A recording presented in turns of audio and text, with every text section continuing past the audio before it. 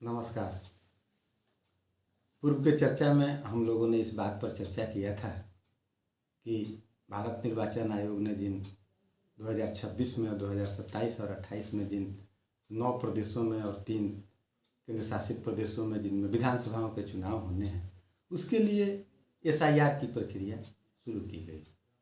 और एसआईआर की जो प्रक्रिया शुरू की गई है उसमें तरह तरह की अड़चनें आ रही हैं। विपक्ष द्वारा हो हंगामा, अब तो यहाँ तक मामला संसद में भी उस एसआईआर पर बहस हो रही है। माननीय उच्चतम न्यायालय में तो बिहार के संदर्भ में भी लोग गए थे, लेकिन बिहार में बड़ा शांतिपूर्ण ढंग से एसआईआर की प्रक्रिया की गई है। संसद में इस पर चर्चा चल रही है और माननीय उच्चतम न्यायालय में भी एसआईआर की संवैधानिकता पर उस पर विचार हो रहा है। माननीय उच्चतम न्यायालय इस पर सुनवाई भी कर रहा है। हमें यह देखना है कि भारत निर्वाचन आयोग जो संवैधानिक संस्था है, भारत के संविधान के अनुच्छेद 324 के अंतर्गत उसका जन्म होता है।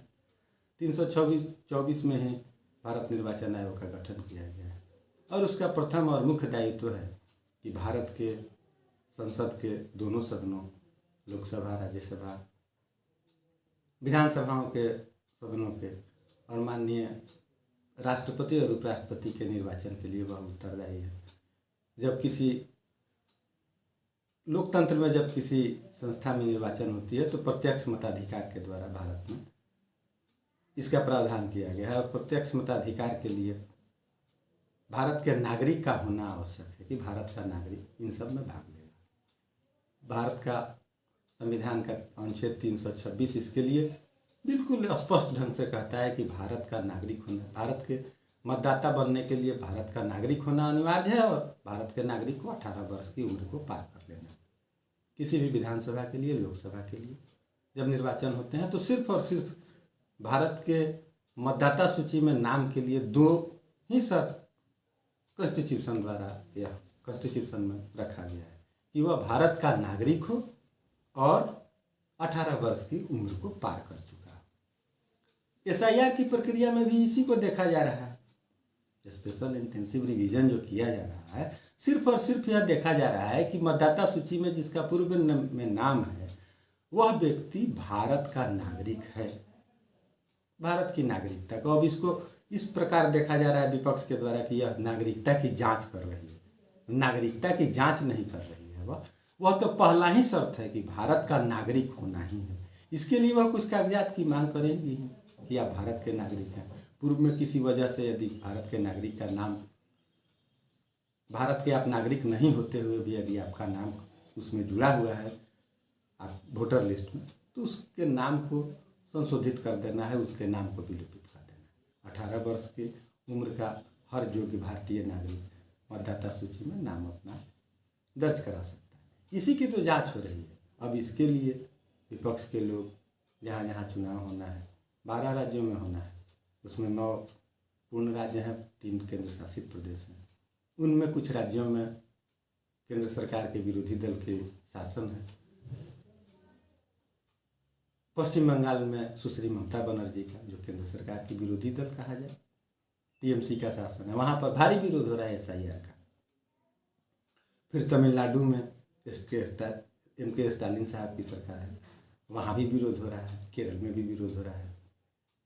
तो इस तरह से निर्वाचन आयोग को भी एक राजनीतिक पार्टी का दर्जा दे करके और लोग विरोध कर रहे हैं। हमारे समझ से यह सब उचित नहीं है। निर्वाचन आयोग संस्था है, संवैधानिक संस्था है और वो अपने दायित्व का पालन कर रहा है। इसमें किसी का क्या विरोध होना चाहिए। बिहार में भी बड़ा सुगमतापूर्वक चला, इसका एसआईआर चला। माननीय उच्चतम न्यायालय ने भी इसमें कोई विशेष हस्तक्षेप नहीं किया। हाँ, यह निर्देश दिया था कि कोई योग्य मतदाता छूटे नहीं।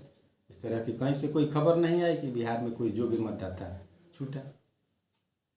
7,42,00,000 के आसपास योग्य मतदाताओं की सूची बिहार में बनाई गई और उस पर 2 चरणों में बड़ा सफलतापूर्वक 70% के आसपास तक यहाँ पर मतदान हुआ। किसी भी तरह का इसमें कोई चूक नहीं हुआ। त्रुटिहीन मतदाता सूची का निर्माण हो, इसी के लिए एसआईआर की प्रक्रिया 2003 में भी अपनाई गई थी और 2025 में अपनाई जा रही है। इसके लिए निर्वाचन आयोग को कहीं से कटघरे में खड़ा करना उचित नहीं है और बड़ा सुगमतापूर्वक चल रहा है। इसमें तो सहयोग देना चाहिए कि संवैधानिक संस्था है निर्वाचन आयोग और इसको और अच्छे ढंग से इसको काम कर देना चाहिए। लेकिन इसमें अब अड़ंगा लगाया जा रहा है, तरह तरह के इसमें विघ्न बाधाएं।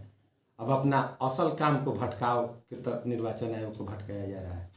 वह दृढ़तापूर्वक अपना यह काम कराता तो उसे अब सुप्रीम कोर्ट में पक्षकार के रूप में अपना पैरवी कराना पड़ता है, वहाँ पर अपने वकील को खड़ा करके और सुप्रीम कोर्ट में अपनी बातों को रखना पड़ता है। बिहार का मतदाता सूची का जब SIR हो रहा था तो वहाँ पर श्री वरिष्ठ वकील श्री राकेश द्विवेदी जी को रखा गया था, उन्होंने चुनाव आयोग के पक्ष को रखा था। हम अपनी चर्चा को इसी बात पर रखेंगे कि भारत का संविधान अनुच्छेद 324 निर्वाचन आयोग का गठन करता है और 326 में स्पष्ट रूप से सिर्फ 2 और 2 यही बात है कि वह भारत का नागरिक होना चाहिए मतदाता सूची में नाम के लिए और 18 वर्ष पूर्ण कर लेना चाहिए। इसी बात की जांच कर रहा है। अब इसके लिए हाय हंगामा क्यों मचा रहे हैं लोग, यह हम लोगों के समझ के बाहर की बात है। आने वाले 2026 में 2 महत्वपूर्ण राज्यों में जहाँ पर केंद्र सरकार की विरोधी सरकारें हैं, पश्चिम बंगाल में और तमिलनाडु में, वहाँ पर ज़्यादा हंगामा हो रहा है। वो लोग पक्षकार हैं। सुप्रीम कोर्ट में केरल विपक्षकार है। उत्तर प्रदेश में भी 27 में चुनाव होने जा रहा है, वहाँ पर बड़ा सुगमतापूर्वक SIR चल रहा है। वहाँ किसी भी तरह का कोई इसके विरोध में कहीं से कोई न चर्चा है न लहर। माननीय उच्चतम न्यायालय इसकी सुनवाई कर रहा है और आने वाले कुछ दिनों में अपना फैसला दे देगा।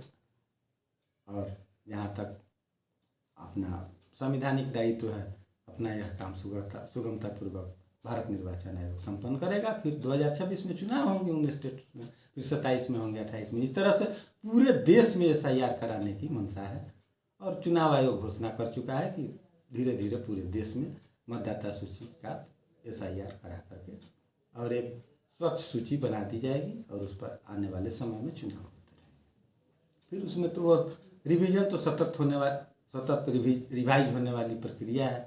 18 साल के मतदाता का नाम उसमें जुड़ते रहता है और जो जिन मतदाताओं की मृत्यु हो चुकी होती है उनके नाम को काट दिया जाता है। अब सघन गहन पुनरीक्षण जो है, विशेष गहन पुनरीक्षण, वह बहुत समय के अंतराल पर किया जाता है। इस बार लगभग 21 साल के बाद किया जा रहा है। बढ़ चढ़ करके इसमें हमें हिस्सा लेना चाहिए। अब मतदाता सूची को त्रुटिहीन बनाने के लिए आम नागरिक का भी कर्तव्य है कि अब यदि चुनाव आयोग कुछ अपना पेपर्स का मांग कर रहा है तो उस पेपर्स को आप दें और सूची को अपडेट करें। अवैध प्रवासी भारतीय अवैध जो भारत में निवास करते हैं उसके लिए वह तो मतदाता भारत का बनेगा ही नहीं। इसी के लिए थोड़ी सी जांच हो रही है। इसी के लिए इसी पर विपक्ष अपना हंगामा कर रहा है।